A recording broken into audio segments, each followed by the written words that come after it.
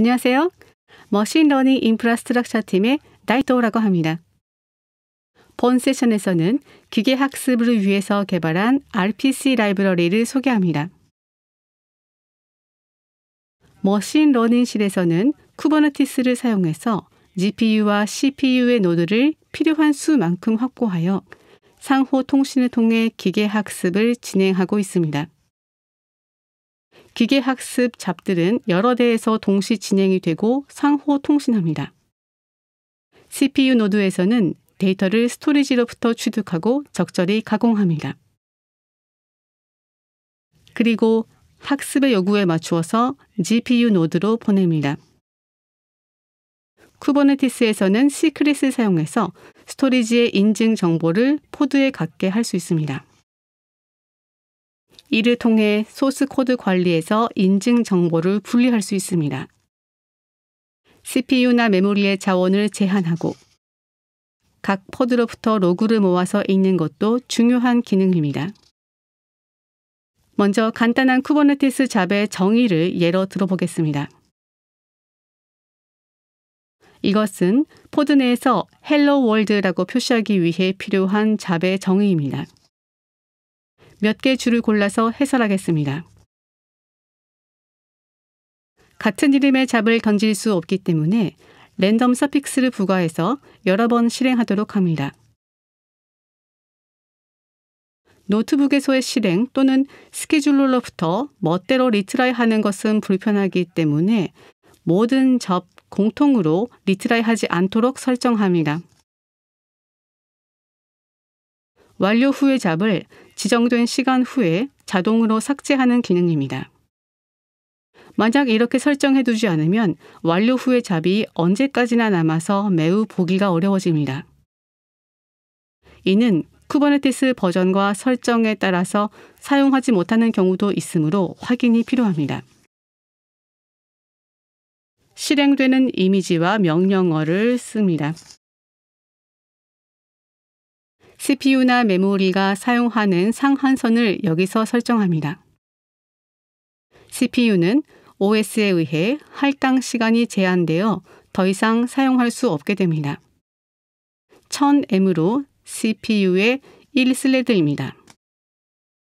지금 이론은 CPU 사용률이 20%를 넘지 않게 되어 있습니다.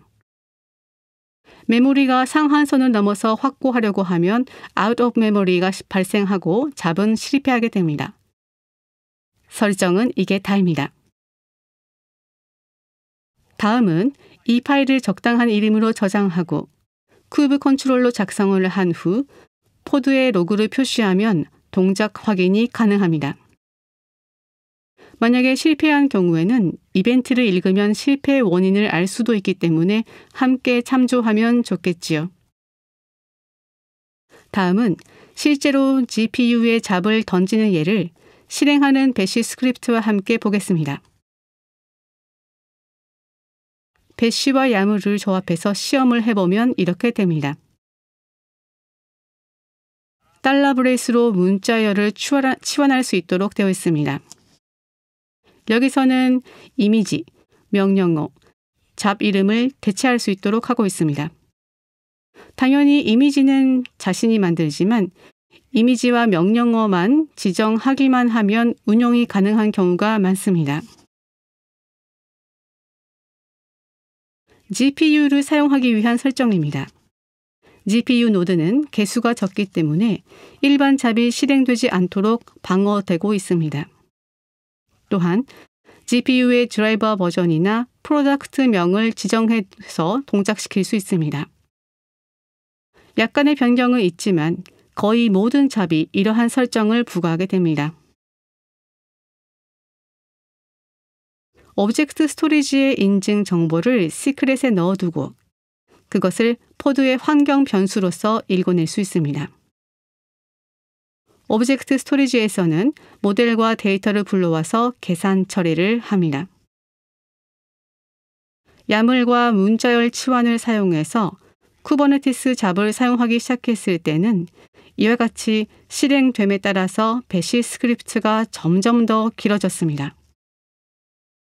원래대로라면 잡을 작성하고 로그를 읽는 것만으로도 충분한데요. 메시 스크립트가 이렇게 복잡해지는 데에는 이유가 있습니다. 실행하고 있는 로그를 취득해서 표시하기 위해서 wait 커맨드와 logs 커맨드를 조합합니다. 예를 들어서 wait 커맨드는 포드 상태가 실행 중이 되기를 기다리는 수밖에 없습니다. 따라서 완료를 감지하지 못하고 예를 들어 기동하고 웨이트하기 전에 완료되거나 기동하기 전에 에러가 나면 영원히 계속 기다립니다. 반대로 logs 커맨드는 포드가 실행 중이 되기 전에는 에러로 처리되기 때문에 시작을 기다려야 합니다. 즉, 단순히 웨이트하고 logs라고 하는 방법을 취하지 못하고 타임아웃을 설정하고 루프하면서 기다리게 되는 것입니다. exit 코드는 버전에 따라 0 또는 0.0입니다. 아직 그 밖에도 문제가 많이 있습니다만 이쯤에서 포기하는 것이 좋을 것 같습니다. 어찌 보면 포기하는 것이 늦었을지도 모릅니다. 지금 말씀드린 몇 가지 문제점을 해결하는 코맨드를 개발했습니다. swim이라고 합니다. 포드를 하나 기동하고 코맨드를 실행하는 것뿐이라면 파이썬 코드를 쓸 필요는 없습니다. 단순히 이미지 지정과 코맨드 하나를 실행하고 싶은 경우가 많았기 때문에 일부의 라이브러리 개발자를 제외하고 이것이 가장 많은 사용법입니다. 잡을 지원하는 버전의 쿠버네티스라면 실행 가능하며 상주 포드 등의 사전 준비가 일체 필요 없으며 어떤 클러스터에서도 움직일 수 있습니다. 자원 제한도 가능합니다. 이용 메모리가 적고 기동 시간이 짧다는 특징을 염두에 두고 개발되었기 때문에 클러스터 관리나 이미지 테스트에서 사용하는 경우도 있습니다. 환경 변수의 추가. 밸류를 넣지 않으면 로컬의 환경 변수가 그대로 전송이 됩니다. 포드의 템플릿 기능을 사용할 수 있습니다. 많은 포드에서 공통된 정보는 미리 템플릿으로 저장해 두었다가 공통된 설정으로 사용하면 더 편리합니다. 로컬로부터의 데이터 접근을 금지하고 쿠버네티스의 스크렛을 이용하는 경우에도 이용되고 있습니다. 템플릿을 여러 개 지정한 경우 필요에 따라 머지됩니다. 만약 같은 설정 항목이 있는 경우에는 나중에 설정된 곳으로 덮어쓰기가 됩니다. 용도나 SLA에 따라서 클러스터가 여러 개 있기 때문에 콘피그 맵에 템플릿을 둠으로써 클러스터 고유의 차이를 흡수할 수 있습니다. 예를 들어 클러스터 A의 GPU와 클러스터 B의 GPU 간의 설정 또는 드라이버가 달라도 똑같이 사용할 수 있습니다. 이들 설정은 잡에 공통되는 경우가 많기 때문에 클러스터 내에 놓여 있는 것은 타당성이 있습니다. 임의의 파일을 보낼 수 있기 때문에 범용 이미지를 만들고 실행하고자 하는 코맨드를 보내고 실행함으로써 매번 이미지를 만드는 번거로움을 줄이고 효율적인 개발을 할 수 있습니다. 지정된 시간까지 시작할 수 없는 경우나 중간에 혹시 멈춰버리거나 하는 등 실행 개시 이후에 지정된 시간을 초과하면 자동으로 실패가 되는 기능을 조합해 두면 안심하고 실행할 수 있습니다. 단 하나의 제약사항이 있는데요. 드라이버와 같은 버전의 파이썬이 이미지에 들어가 있어야 합니다. 필요한 라이브러리는 에이전트가 자동으로 모으기 때문에 따로 신경 쓸 필요는 없습니다. 자동적으로 모은다고 해도 의존성이 적다는 것을 중시하고 있기 때문에 이미지가 무겁지 않으면 몇 초 만에 기동됩니다. 포드가 여러 개 있다면 수임이 cmd만으로 커버할 수 있는 경우가 적기 때문에 파이썬으로 코드를 쓰게 됩니다. 또한 파이썬으로 쓰는 것은 좀 더 큰 장점도 있습니다. 주피터 등 인터랙티브한 환경에서 포드를 기동하면서 지금 직접 쓴 파일이나 펑션을 보내고 실행시키면서 개발을 진행할 수 있습니다. 여기서부터는 내부 이야기를 하겠습니다. 이 프로그램에 실행된 과정을 드라이버라고 부르고 있습니다. 드라이버는 포드 스펙을 읽고 쿠버네티스용 잡 정보를 대체하여 API 서버의 작성을 의뢰합니다. 앞서 설명을 드린 템플릿이나 콘피그 맵도 물론 여기서 사용할 수 있습니다. 코드를 쓰는 편이 설정 가능한 항목은 많아집니다.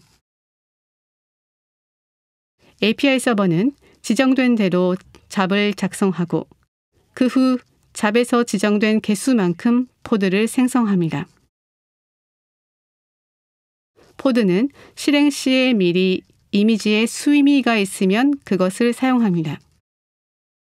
없으면 사내 리포지토리에서 수임이와 의존 라이브러리를 가져와서 수임이 에이전트를 기동합니다.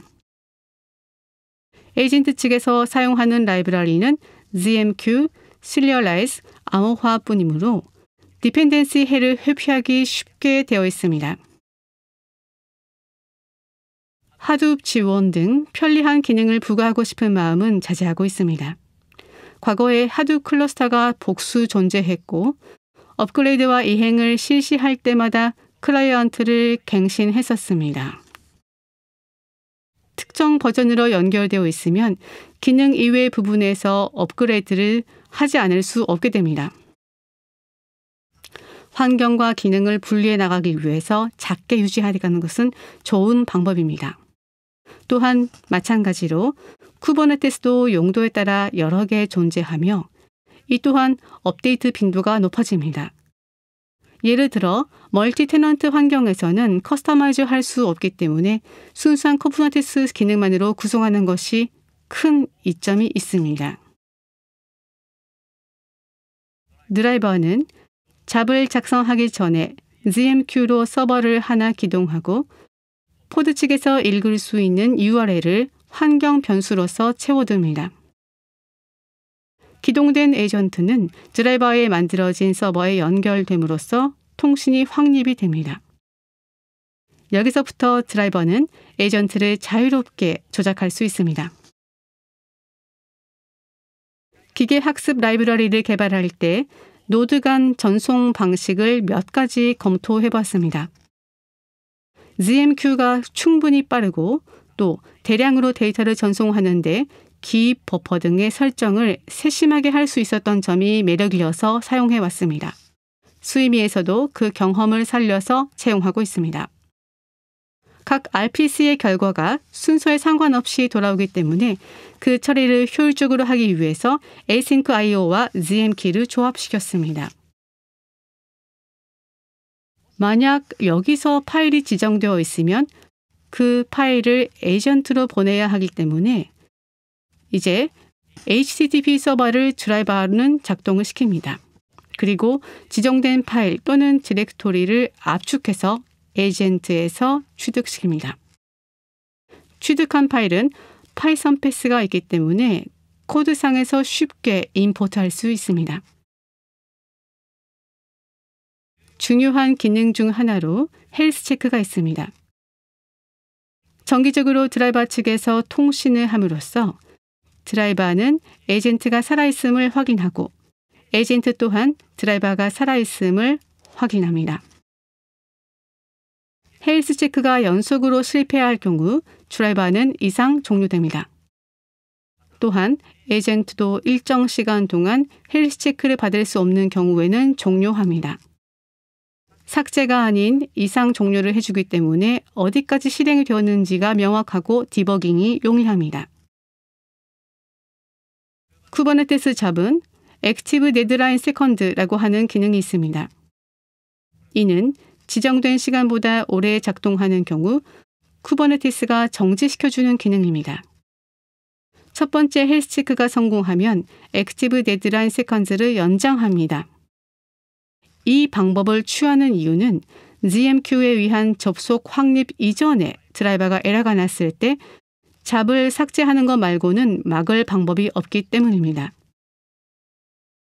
처음에는 커넥션 타임아웃과 동일한 시간으로 설정해 두었다가 기동에 실패하면 자동으로 종료하도록 합니다.